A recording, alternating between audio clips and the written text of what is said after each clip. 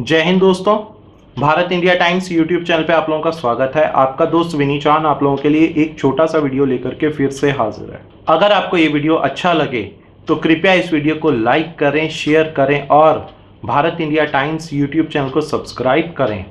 और bell icon दबाना ना भूलें। दोस्तों, आजकल भारतीय मीडिया में कुछ खबरें चल रही हैं। ये मीडिया में खबरें क्या चल रही हैं मैं आपको बताता हूँ। खबरें ये हैं, क्या 20 मई के आसपास इंडियन आर्मी के जवानों को चाइनीज़ आर्मी ने अपनी हिरासत में ले लिया था, यानी कि इंडियन आर्मी के जवानों को चाइनीज़ आर्मी द्वारा गिरफ्तार कर लिया गया था। क्या चाइनीज़ आर्मी लद्दाख में LAC क्रॉस करके भारतीय ज़मीन पर कब्जा कर लिया है? कुछ इस तरह की खबरें भारतीय मीडिया के एक विशेष तबके या धड़े के द्वारा प्रसारित, प्रचारित और प्रकाशित की जा रही हैं। दोस्तों, ये एक स्वाभाविक सी बात है। जब आप न्यूज़पेपर पढ़ेंगे और न्यूज़ में देखेंगे दोस्तों, जब ऐसी खबरें चलती हैं कि इंडियन आर्मी के जवानों को चाइनीज़ आर्मी के द्वारा गिरफ्तार कर लिया गया, हिरासत में 1 हफ्ते तक रखा गया और बाद में छोड़ दिया गया, और साथ ही साथ चाइनीज़ आर्मी ने लद्दाख क्षेत्र के अंदर LAC यानी लाइन ऑफ एक्चुअल कंट्रोल को पार करके इंडियन लैंड के ऊपर यानी भारतीय क्षेत्र के ऊपर कब्जा कर लिया है, तो भारतीय जनता का चिंतित होना स्वाभाविक है। क्योंकि कहीं ना कहीं इस तरह की खबरें भारतीय जनता के दिलों में एक डर पैदा करती हैं, और ये डर भारतीय मीडिया के एक विशेष तबके के द्वारा बैठाया जा रहा है। दोस्तों, ये बात पूरी तरह से सच है कि LAC यानी लाइन ऑफ एक्चुअल कंट्रोल के ऊपर इंडिया और चाइना के बीच में 1962 से लेकर के यानी सन 1962 से लेकर के आज 2020 यानी सन 2020 तक विवाद था और चल रहा है। क्योंकि भारत सरकार द्वारा हमेशा कोशिश की गई कि चाइना को एक टेबल पे बैठा करके भारतीय सीमा और चाइनीज सीमा यानी कि दोनों देशों के बीच में जो सीमा विवाद है उसको हल कर लिया जाए, परंतु चाइनीज़ गवर्नमेंट हमेशा इस बात से कन्नी काट जाती है, अपना हाथ खींच लेती है। सीमा विवाद को सुलझाने के बजाय चाइनीज़ गवर्नमेंट यानी कि चाइना हमेशा कोशिश में रहता है कि वो LAC यानी लाइन ऑफ एक्चुअल कंट्रोल को चाइनीज़ आर्मी द्वारा पार किया जाए, LAC के ऊपर यानी लाइन ऑफ एक्चुअल कंट्रोल के ऊपर उत्पात मचाया जाए, भारतीयों को अपनी दादागिरी दिखाते हुए LAC यानी लाइन ऑफ एक्चुअल कंट्रोल के ऊपर चाइनीज़ आर्मी सताने की, परेशान करने की हमेशा कोशिश और फिराक में रहती है। और इसके साथ साथ ये बात भी पूरी तरह से सच है कि मई 2020 के अंदर भारतीय सेना यानी कि इंडियन आर्मी और चाइनीज़ आर्मी के बीच में तकरीबन 2 से 3 आपसी झड़पें हुई हैं। इन झड़पों में किसी तरह की कोई बंदूक नहीं चली, कोई गोली नहीं चली, किसी तरह के कोई हथियार का इस्तेमाल नहीं हुआ। यहाँ तक कि कोई सैनिक, ना तो भारतीय सैनिक ना ही चाइनीज सैनिक, कोई भी सैनिक घायल नहीं हुआ। हाँ, हाथापाई ज़रूर हुई थी। चाइनीज़ आर्मी द्वारा जब LAC को पार किया गया तो इंडियन आर्मी के जवानों ने उन्हें वापस भेजने की शांतिपूर्ण तरीके से कोशिश की, परंतु चाइनीज सोल्जर ने पहल करते हुए भारतीय सोल्जर्स के साथ हाथापाई की, मुक्काबाजी की और भारतीय सोल्जर्स को पहले मारना पीटना शुरू किया। उसके जवाब में भारतीय सोल्जर्स की तरफ से, इंडियन आर्मी के सोल्जर्स की तरफ से चाइनीज़ आर्मी को भी मुंह तोड़ जवाब देते हुए भारतीय सेना द्वारा चाइनीज़ आर्मी को LAC के ऊपर वापस चाइना के लैंड के अंदर पहुंचा दिया गया। ये एक स्वाभाविक और साधारण घटना है, क्योंकि दोस्तों चाइना हमेशा दादागिरी दिखाने की कोशिश करता है LAC यानी लाइन ऑफ एक्चुअल कंट्रोल के ऊपर।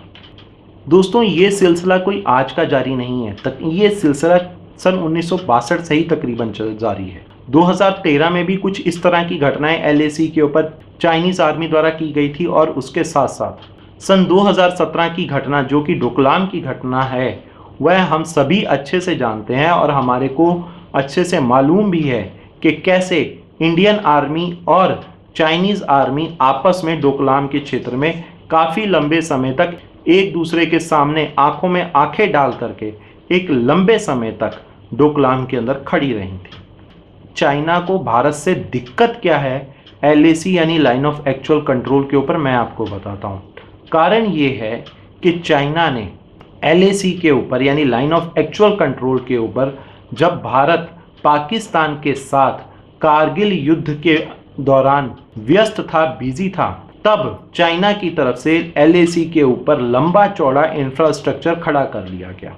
पिछले कुछ सालों से भारत सरकार द्वारा प्राथमिकता के तौर पर लद्दाख और LAC के पूरे क्षेत्र के ऊपर जोर शोर से जब इंफ्रास्ट्रक्चर का काम शुरू किया तो चाइनीज आर्मी इसके ऊपर कोई ना कोई LAC पे अड़ंगा अड़ाने की कोशिश करती है। चाइना को इस बात से दिक्कत है कि अगर LAC के इस पार यानी इंडियन साइड के ऊपर अगर इंफ्रास्ट्रक्चर खड़ा हो गया तो LAC के ऊपर जो भारतीय चौकियां,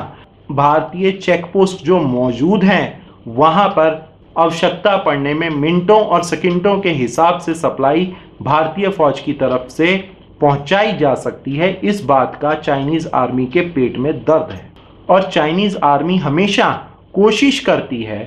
भारत जो इंफ्रास्ट्रक्चर LAC के ऊपर बना रहा है उसको किसी न किसी तरीके से रोका जाए। इस इंफ्रास्ट्रक्चर में विशेष करके भारत सरकार द्वारा पहाड़ी इलाकों में सुरंगें, सड़कें, पुलों का जाल बिछाया जा रहा है ताकि अग्रिम चौकियों तक यानी कि जो बिल्कुल बॉर्डर की फ्रंट लाइन की पोस्ट है वहां तक राहत सामग्री और आवश्यकता पड़ने पे युद्ध के दौरान जितना ज़्यादा हो सके असला, बारूद और भारतीय सेना को मिनटों के हिसाब से LAC के ऊपर पहुंचाया जा सके। चाइना ने अपनी तरफ तो पूरा निर्माण कार्य कर चुका है और अब वो चाहता है कि भारत LAC यानी कि इंडिया अपने इलाके में किसी भी प्रकार का निर्माण कार्य ना कर सके। इसके लिए हमेशा चाइना की तरफ से कोई ना कोई ऐसी घटना LAC पर होती रहती है।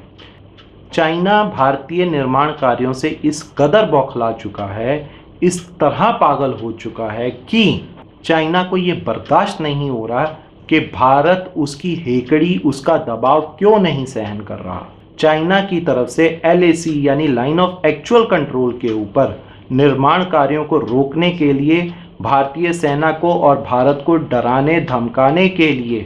तकरीबन 5000 सैनिकों को लाइन ऑफ एक्चुअल कंट्रोल के ऊपर तैनात कर दिया गया है ताकि भारतीय निर्माण कार्यों को रोका जा सके। परंतु भारत सरकार ने और भारतीय सेना के प्रमुख द्वारा लाइन ऑफ एक्चुअल कंट्रोल के ऊपर तकरीबन उतनी ही संख्या में या उससे ज़्यादा संख्या में सैनिकों की तैनाती वहाँ पे कर दी गई है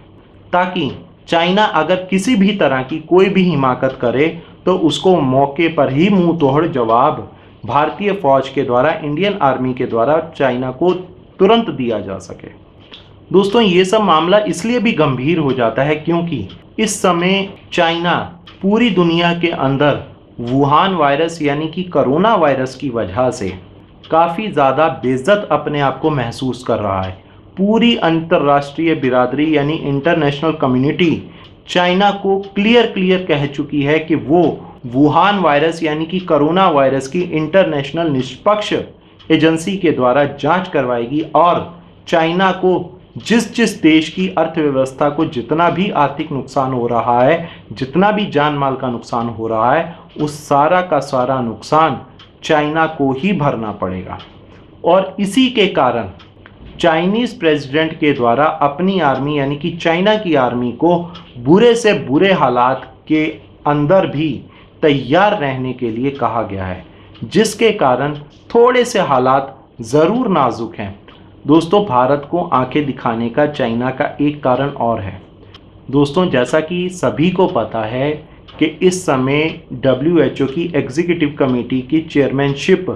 भारत के पास अगले 3 साल तक है और इसके चेयरमैन डॉक्टर हर्षवर्धन जो कि भारत के स्वास्थ्य मंत्री हैं, वुहान वायरस यानी कि कोरोना वायरस की विश्व के सभी देश जांच करवाना चाहते हैं और चाइना को ये अच्छे से पता है कि भारत बिना किसी दबाव के, बिना किसी लाग लपेट के वुहान वायरस, चाइनीज़ वायरस और कोरोना वायरस की जांच निष्पक्ष तौर से करवाने के पक्ष में है, जिसके कारण चाइना भारत को LAC के ऊपर तनाव में घसीटना चाहता है। LAC पे विवाद में घसीटना चाहता है ताकि भारत का पूरा ध्यान लाइन ऑफ एक्चुअल कंट्रोल पे रहे और वो किसी भी तरह की वुहान वायरस यानी कोरोना वायरस की किसी भी तरह की जांच में सहयोग ना दे पाए। चाइना की हरकतों को देखते हुए भारत सरकार द्वारा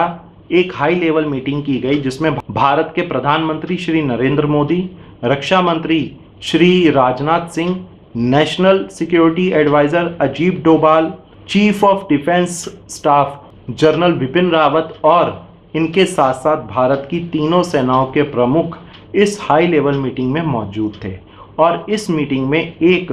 विशेष फैसला लिया गया कि भारत LAC यानी लाइन ऑफ एक्चुअल कंट्रोल के ऊपर किसी भी तरीके से किसी भी कारण से अपने निर्माण कार्य नहीं रोकेगा, यानी कि लाइन ऑफ एक्चुअल कंट्रोल के ऊपर भारत अपना निर्माण कार्य यानी सड़कों को बनाना, सुरंगों को बनाना, पुलों का जाल बिछाना जैसे कार्यों को लगातार करेगा बिना किसी डर के, बिना किसी दबाव के और बिना किसी दिक्कत के। ये कार्य किसी भी कीमत पे नहीं रोके जाएंगे, चाहे चाइना के साथ युद्ध की स्थिति ही क्यों ना बन जाए। दोस्तों, मैं आपसे एक बात और कहना चाहूँगा, ये बात पूरे तरीके से झूठ है, सरासर झूठ है। और तो और इस बात को प्रोपेगेंडा के तौर पे फैलाया गया कि भारतीय जवानों को यानी इंडियन आर्मी के सोल्जर्स को, सैनिकों को चाइनीज़ आर्मी द्वारा बंधक बनाया गया और भारतीय ज़मीन के ऊपर चाइना द्वारा कब्जा किया गया, क्योंकि इस सारे झूठ की शुरुआत NDTV न्यूज़ द्वारा की गई थी। NDTV द्वारा जब ये न्यूज़ चलाई गई कि भारतीय जवानों को चाइनीज़ आर्मी द्वारा अपनी हिरासत में रखा गया है, तकरीबन एक हफ्ते के लिए उन्हें गिरफ्तार किया गया, उनको बंधक बनाया गया, तो तुरंत जब यह खबर इंडियन आर्मी ने देखी तो इंडियन आर्मी के ऑफिशियल स्पोक्स पर्सन द्वारा इसका तुरंत पब्लिकली खंडन किया गया कि चाइनीज़ आर्मी द्वारा ना तो किसी भी एक भारतीय सैनिक को गिरफ्तार किया गया, हिरासत में रखा गया, ना ही किसी प्रकार के किसी भारतीय सैनिक को चाइनीज़ आर्मी द्वारा बंधक बनाया गया और ना ही भारत की 1 इंच ज़मीन के ऊपर लद्दाख में या LAC यानी लाइन ऑफ एक्चुअल कंट्रोल के किसी भी क्षेत्र के अंदर चाइनीज़ आर्मी ने भारतीय ज़मीन पर किसी भी प्रकार का कब्जा किया है। इंडियन आर्मी द्वारा इस बात का कड़े शब्दों में विरोध किया गया कि भारतीय मीडिया द्वारा इस बात को बिना इंडियन आर्मी से या किसी सरकारी एजेंसी से सत्यापित किए बिना किसी वेरिफिकेशन के इस न्यूज़ को भारतीय मीडिया और विशेष करके NDTV द्वारा किस तरह से प्रकाशित कर दिया गया कि भारतीय सेना के किसी भी जवान को चाइना की सेना द्वारा गिरफ्तार किया गया या उसको बंधक बनाया गया। दोस्तों, इंडियन आर्मी द्वारा इन खबरों का पुरजोर खंडन तो किया ही गया, साथ ही साथ इंडियन आर्मी ने कड़े शब्दों में इस बात का विरोध तो जताया ही, साथ ही साथ इंडियन आर्मी ने अपने कड़े शब्दों में भारतीय मीडिया और विशेष करके NDTV और उसके जैसे कई न्यूज़पेपर और चैनल्स को जिन्होंने इस प्रकार की झूठी खबरें प्रकाशित की थीं कि भारतीय सैनिकों को बंधक बनाया गया, उनको आड़े हाथों लेते हुए लताड़ा भी गया इंडियन आर्मी की तरफ से। इंडियन आर्मी ने जब इन बिना सिर पैर की खबरों को खंडित किया और भारतीय मीडिया को लताड़ा और साथ ही साथ उन्होंने कहा कि ये बिना सिर पैर की जो खबरें होती हैं वो भारतीय यानी कि नेशनल सिक्योरिटी के लिए एक बहुत बड़ा आघात का काम करती हैं। दोस्तों, जब इंडियन आर्मी ने भारतीय सैनिकों को बंधक बनाए जाने की खबरों का खंडन किया और NDTV की उस खबर का विशेष तौर पर खंडन किया गया, तो NDTV ने उस खबर को हटाया नहीं बल्कि उसके साथ इंडियन आर्मी का खंडन ज़रूर जोड़ दिया गया, परंतु NDTV ने उस खबर को बिल्कुल भी नहीं हटाया। NDTV की इस एक गलती या यूं कहूं कि भारतीय मीडिया के उस एक विशेष धड़े की गलती के कारण NDTV के द्वारा फैलाए गए इस झूठ को पाकिस्तानी मीडिया ने हाथों हाथ लेते हुए इस खबर को उड़ा लिया और पाकिस्तानी न्यूज़ एंकर्स के द्वारा इस खबर के ऊपर काफ़ी मसालेदार और रंगीन मिजाज में अपने न्यूज़ प्रोग्राम्स के अंदर कई तरह के तमाशे किए गए। साथ ही साथ जो एनडीटीवी के झूठ द्वारा लगाई गई आग के ऊपर पाकिस्तानी सोशल मीडिया और कई जिहादी ग्रुपों ने भी अपनी कई प्रकार की रोटियां सेकने की कोशिश की और भारत और भारतीय सेना का बहुत बुरी तरह से मजाक बनाया गया। और ये आग सिर्फ और सिर्फ किसके द्वारा लगाई गई थी? ये आग सिर्फ और सिर्फ लगाई गई थी एनडीटीवी के द्वारा। दोस्तों, एनडीटीवी भला इस खबर को क्यों हटाएगा? क्योंकि एनडीटीवी को तो अब ये लगता है कि वो एक इंटरनेशनल न्यूज़ चैनल बन चुका है, जिसके कारण उसके लिए राष्ट्रीय हितों का कोई मतलब ही नहीं रहा, कोई मोल ही नहीं रहा। एनडीटीवी खुद को राष्ट्रीय हितों से ऊपर अपने आप को आंकता है और रखता है, जिसके कारण वो इस प्रकार की अनेक झूठी खबरें और प्रोपेगेंडा को फैलाता रहता है। दोस्तों, एनडीटीवी खुद को इंटरनेशनल लेवल का चैनल समझता है, जिसके कारण उसको भारत सरकार, भारतीय सेना और भारत की किसी भी सुरक्षा एजेंसी पे किसी तरह का कोई विश्वास नहीं है। उसको विश्वास है तो केवल और केवल चाइना के ऊपर, पाकिस्तान के ऊपर और चाइना और पाकिस्तान द्वारा पोषित लोगों के ऊपर, ना कि भारत सरकार के ऊपर और भारत की सुरक्षा एजेंसियों के ऊपर। इस खबर के आने से कुछ दिन पहले ही वुहान वायरस यानी कि कोरोना वायरस के ऊपर America, Australia, Britain, Germany, France, Europe और जापान, भारत समेत तकरीबन 100 से ज़्यादा देश चाइना के ऊपर कार्रवाई करने के पक्ष में थे और चाइना के खिलाफ कार्रवाई करने के पक्ष में थे। तभी इस खबर के ऊपर एनडीटीवी के एक इंटरनेशनल लेवल के न्यूज़ एंकर द्वारा ये कहा गया कि दुनिया के 100 देशों की सरकारें निकम्मी हैं, नकारा हैं, निखट्टू हैं और खुद से तो वुहान वायरस यानी कि कोरोना वायरस संभाला नहीं गया, जिसके लिए वो चाइना को बलि का बकरा बना रहे हैं। दोस्तों, एक बात सोचने की है कि दुनिया में तकरीबन 100 से ज़्यादा देश जब एक देश के ऊपर कार्रवाई करने का मन बनाते हैं, तो क्या दुनिया के 100 देश निकम्मे हैं, नकारा हैं, निखट्टू हैं, या यूं कहूं कि 100 देशों के राष्ट्राध्यक्ष गधे हैं या पागल हैं एनडीटीवी की नज़रों में, जो बेसिकली कहना चाहते हैं जो चाइना को बिना बात पे बलि का बकरा बनाएंगे। वो इतने ही ज़्यादा निकम्मे हो चुके हैं कि क्या उनको इतनी ही अकल नहीं रही एज पर द एनडीटीवी कि वो मतलब चाइना को ही बलि का बकरा क्यों बनाना चाहेंगे? ये सोचने की बात है। एनडीटीवी को देखना चाहिए, समझना चाहिए कि मतलब सिर्फ एक चाइना ही पूरी दुनिया के अंदर पाक साफ है, बाकी 100 के 100 देशों के राष्ट्राध्यक्ष, जिन देशों की जनता मर रही है वुहान वायरस के कारण, कोरोना वायरस के कारण, वो तो बिल्कुल निकारा, निकम्मे, निखट्टू और साथ ही साथ पागल भी हैं। नहीं, क्योंकि अगर वो पागल नहीं होते, क्योंकि उनको अपने देश की जनता का दुख नहीं दिखता, वो लोग वुहान वायरस यानी कि चाइनीज़ वायरस को संभाल नहीं पाए, जिसकी वजह से अपना निकारा, निकम्मा और निखट्टूपन चाइना के ऊपर डालते हुए उसको बलि का बकरा बना रहे हैं। ये सोच सिर्फ और सिर्फ एक एनडीटीवी के इंटरनेशनल लेवल के न्यूज़ एंकर की है। बहरहाल, भारतीय सैनिकों को हिरासत में रखने की खबर अभी चल ही रही थी कि इसी दौरान एक यूट्यूबर पत्रकार ने ये घोषणा कर दी कि भारतीय ज़मीन के ऊपर चाइना द्वारा कब्जा कर लिया। दोस्तों, इस खबर का सोर्स इंडियन आर्मी को छोड़ करके नए नए पत्रकार बने अजय शुक्ला द्वारा लिखे गए ब्लॉग का है, जिसका उस यूट्यूबर द्वारा इंटरव्यू तक अजय शुक्ला का लिया गया इस घटना के ऊपर। और दोस्तों, बड़ी हैरानी की बात है, अजय शुक्ला की किसी भी न्यूज़ का कोई सोर्स नहीं होता। ये केवल और केवल उनकी मनगढ़ंत कहानियाँ होती हैं और तकरीबन ज़्यादातर सभी खबरों को भारतीय सेना द्वारा, इंडियन आर्मी द्वारा खंडित किया जाता है। और ये हाल फिलहाल की तकरीबन पिछले 1-2 महीने के अंदर की ये अजय शुक्ला की दूसरी ऐसी खबर थी जिसको इंडियन आर्मी द्वारा खंडित किया गया। दोस्तों, अजय शुक्ला का और एनडीटीवी का रिश्ता कोई नया नहीं, काफ़ी पुराना है। दोस्तों, आपको याद होगा कि राफेल की डील के समय भी अजय शुक्ला ने अनेक ब्लॉग लिखे, इंटरव्यू दिए राफेल डील के खिलाफ, क्योंकि अजय शुक्ला चाहते थे कि राफेल डील ना हो भारत और फ्रांस के बीच में। इसका विशेष कारण ये था, राफेल कंपनी का एक कॉम्पिटिटर चाहता था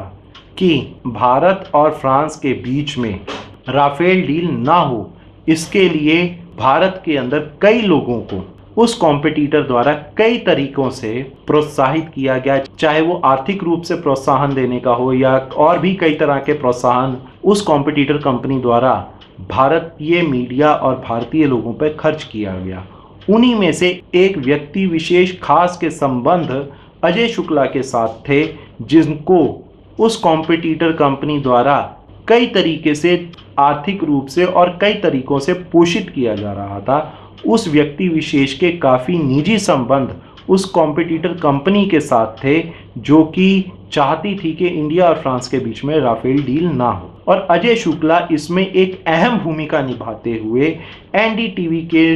न्यूज़ रूम के अंदर जम करके बैठे हुए थे और रोजाना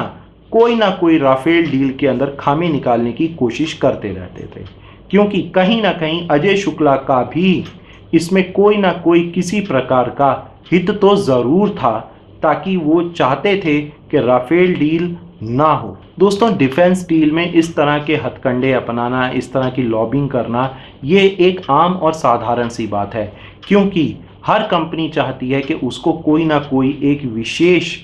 बड़ा सौदा प्राप्त हो, जिसके लिए वो कोशिश करते हैं ऐसे लोगों को ढूंढने की जो दूसरी कंपनियों की कमियां बता करके उनकी अच्छाइयां बताएं। सो बेसिकली ये लॉबिंग नहीं कहूँगा मैं इसको, बेसिकली ये डिफेंस डील के लिए कंपनियों द्वारा इस तरह के अनऑफिशियल सेल्स एजेंट हायर किए जाते हैं, जिसमें अजय शुक्ला और उनके सहयोगियों के जैसे कई लोग होते ही हैं। दोस्तों, सवाल ये भी नहीं है कि अजय शुक्ला और एनडीटीवी का सालों पुराना रिश्ता है। अजय शुक्ला एनडीटीवी के साथ साथ चाइना की बहुत बड़ी कंपनी अलीबाबा के the south China morning post के लिए भी काफ़ी सारे आर्टिकल लिखते हैं। Ajay Shukla south China morning post के ऊपर पेरोल के ऊपर, या यूं कहूं कि एक आर्थिक लाभ के साथ चाइनीज़ मॉर्निंग पोस्ट के साथ जुड़े हुए हैं। दोस्तों, भारतीय मीडिया के अंदर इस समय चाइना और पाकिस्तान द्वारा पोषित कई पत्रकार हैं, जो कि बतौर पत्रकार के साथ साथ चाइना और पाकिस्तान के लिए एक स्लीपर सेल का भी काम करते हैं। और चाइना पाकिस्तान पोषित सभी स्लीपर सेल का बादशाह चाइना है। चाइना पाकिस्तान भारतीय मीडिया के एक विशेष धड़े का बादशाह है, जो कि भारतीय मीडिया में बतौर पत्रकार होते हुए ये एक स्लीपर सेल की तरह काम कर रहे हैं। भारतीय मीडिया में बतौर पत्रकार होते हुए स्लीपर सेल की तरह भारत के खिलाफ ही काम करते हैं। ज़्यादातर इन स्लीपर सेल पत्रकारों का इस्तेमाल चाइना भारत के अंदर कई प्रकार के प्रोपेगेंडा फैलाने के लिए करता है, जैसे लाइन ऑफ एक्चुअल कंट्रोल के ऊपर छोटी सी बात को बहुत बड़ा बना करके इशू इसी तरह के स्लीपर सेल पत्रकारों द्वारा दिखाया जाता है। भारत के अंदर किसी भी प्रकार का कोई भी तनाव हो, भारत अगर किसी भी यूरोपियन, अमेरिकन या किसी भी देश के साथ जिसकी चाइना के साथ नहीं पड़ती, ज़्यादातर सभी देशों की चाइना के साथ नहीं पड़ती, उनके साथ अगर वो किसी तरह का कोई व्यापारिक समझौता करता है तो ये स्लीपर सेल पत्रकार उसके खिलाफ बोलेंगे, कश्मीर के अलगाववाद को बढ़ावा देंगे, कश्मीर के आतंकवादियों को ये लोग मासूम बच्चे बता करके ये खबरों को एक अलग ही रंग देते हैं। और तो और ये लोग भारत के अंदर सांप्रदायिक और इसके साथ साथ भारत के अंदर इस्लामोफोबिया फैलाने के लिए भी, या यूं कहूं भारत के अंदर इस्लामिक लोगों का तुष्टीकरण का प्रोपेगेंडा फैलाने के लिए भी ये स्लीपर सेल पत्रकार चाइना के इशारों पर काम करते हैं। दोस्तों, ये स्लीपर सेल पत्रकार राष्ट्रीय हितों को दरकिनार करते हुए, उनकी उपेक्षा करते हुए चाइना और पाकिस्तान का खुल करके समर्थन करते हैं, चाइना और पाकिस्तान के पक्ष में खुल करके बोलते हैं, खुल करके लिखते हैं। हमको अच्छे से याद है कि इसी तरह के स्लीपर सेल पत्रकार सन 2017 में भी जब भारत और चाइना के बीच में डोकलाम विवाद हुआ था, तो इन्होंने भारत चाइना डोकलाम विवाद को एक अलग ही रंग देने की कोशिश की थी। उन्होंने पूरा का पूरा ब्लेम गेम सब कुछ गंदगी जो चाइना द्वारा की गई थी वो भारत के सिर मढ़ने की कोशिश इन्हीं स्लीपर सेल पत्रकारों द्वारा की गई थी। दरअसल पिछले कुछ सालों में चाइना भारत समेत दुनिया भर के सभी मीडिया हाउसेस के अंदर इस तरह के स्लीपर सेल पत्रकारों को प्लांट करने की कोशिश करता आ रहा है और काफी हद तक वो कामयाब भी हो चुका है। भारत समेत दुनिया के सभी देशों के अंदर अपने इस तरह के स्लीपर सेल पत्रकारों को प्लांट करने में। दोस्तों हम गौर करें, पिछले कुछ सालों से भारत के अंदर गवर्नमेंट ऑफ चाइना चाइनीज संस्थानों द्वारा भारत के अंदर अनेक मीडिया हाउसेस में रिपोर्ट प्रकाशित की जाती है कि चाइना कितना लोकतांत्रिक देश है, कितना विकसित देश है, और इस तरह की रिपोर्ट्स को प्लांट किया जाता है चाइना की तरफ से। और ये सारी की सारी रिपोर्ट्स प्लांट कौन करता है चाइना के लिए? ये सारी की सारी रिपोर्ट्स चाइना के लिए प्लांट करते हैं भारत के अंदर रहने वाले चाइनीज स्लीपर सेल के पत्रकार। स्लीपर सेल्स पत्रकार की तरफ से पूरी कोशिश होती है कि ये दिखाया जाए कि चाइना कितना लोकतांत्रिक है, कितना पारदर्शी मुल्क है। भारत के अंदर ये विज्ञापन government of China, Chinese embassy और चाइनीज संस्थानों द्वारा चाइना की छवि सुधारने के लिए, चाइना की छवि को निखारने के लिए भारत के अंदर प्लांट किए गए स्लीपर सेल पत्रकारों द्वारा प्रकाशित किए जाते हैं। जैसा कि हम सभी को पता है, सन 2016 से गवर्नमेंट ऑफ चाइना पत्रकारों को स्लीपर सेल की ट्रेनिंग देने के लिए तकरीबन अमेरिका, ऑस्ट्रेलिया और दुनिया भर के 100 से ज़्यादा मुल्कों के पत्रकारों के ऊपर तकरीबन 4.5 लाख करोड़ सालाना खर्च करती है। इसमें वो इन सभी पत्रकारों को बीजिंग के बड़े बड़े शाही होटलों के अंदर, अपार्टमेंट्स के अंदर ठहराती है, जहां पे इनकी हर ज़रूरत का, हर सुख सुविधा का पूरा इंतज़ाम किया जाता है। इन पत्रकारों की हर जायज़ नाजायज़ मांग को पूरा किया जाता है और साथ ही साथ इन पत्रकारों के हर तरह के